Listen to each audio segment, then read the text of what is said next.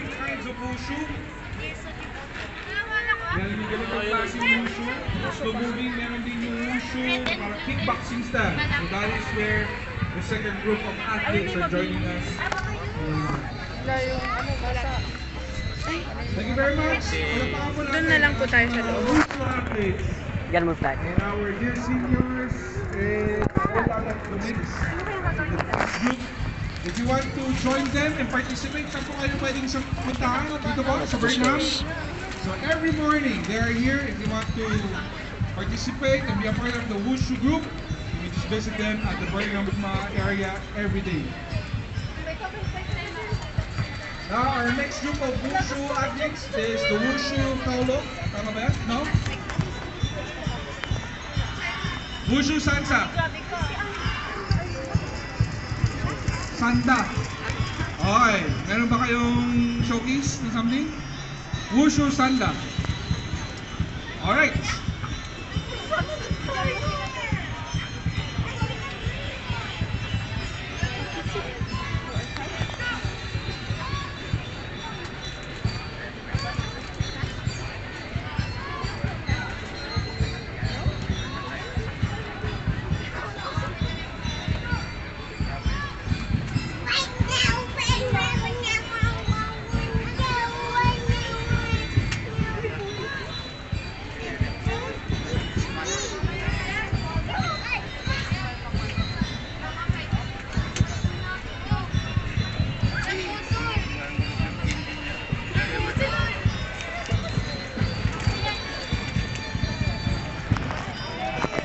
Alright, thank you very much. We will be bringing out the bacon. Right?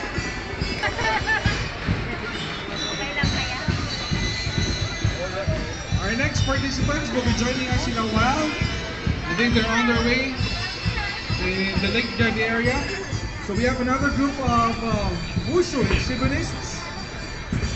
So ito naman yung mga mabibilis na Wushu. Kanina, slow pace, pero papawisan na rin doon. Kasi kanina, sa mga bata, Wushu Sanda. Ito naman ang Wushu Kaulo. Alright. Ito naman, mas mabilis ngayon. Okay.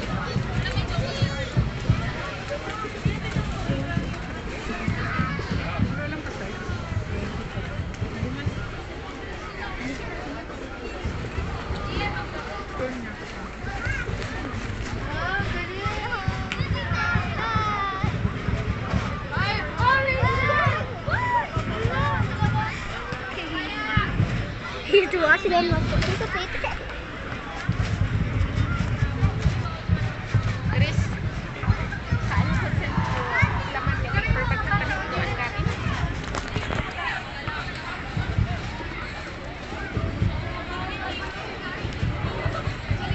Alright, we have big group for the Wushu. We now also presents their piece so that we can continue with the parade. Thank you very much to the Wushu Federation for bringing in such a big delegation to showcase the sports and Okay. the arts of Stay here to training record. that they have been giving in this crowd. So we hope for your best. Keep on training. Keep on improving yourselves. Engage in sports. And I'm sure one day you will be world champions.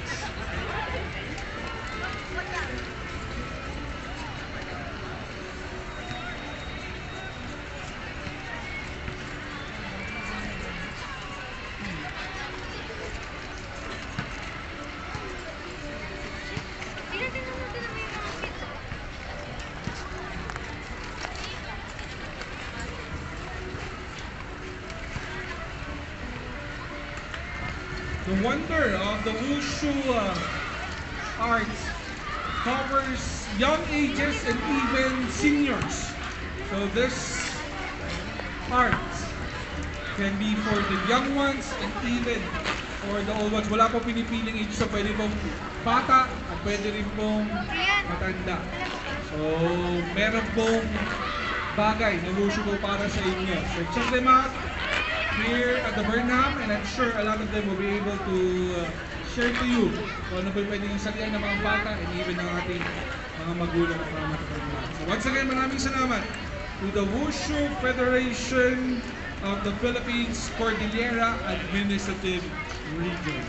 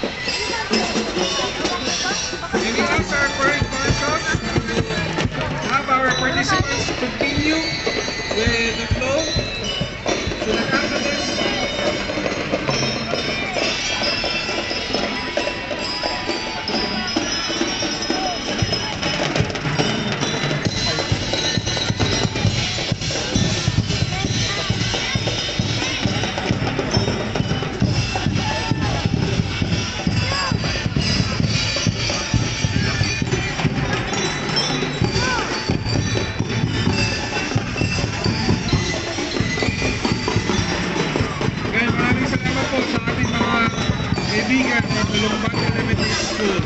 Now let's welcome the Baguio Cosplay Community.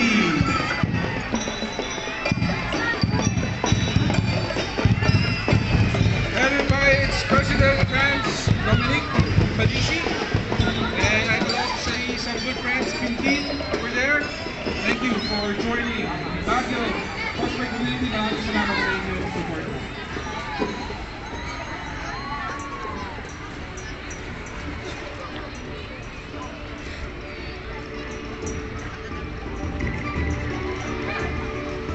We also have our friends from the Dragon Builders Empire.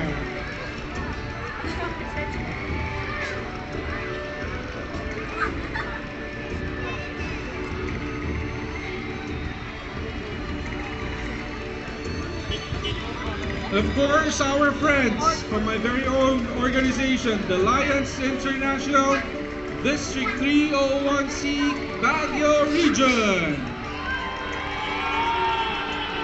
headed by the region chairperson, Mr. Ralph Yambao.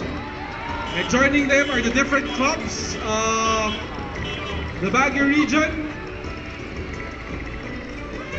We have the Baguio CDO's Lions Club, I didn't know you will be the there. Baguio Family and Friends Lions Club, Gonna cross this line. Right. the Baguio CDO's headed by our friends from the Baguio Chrysanthemum Lions Club.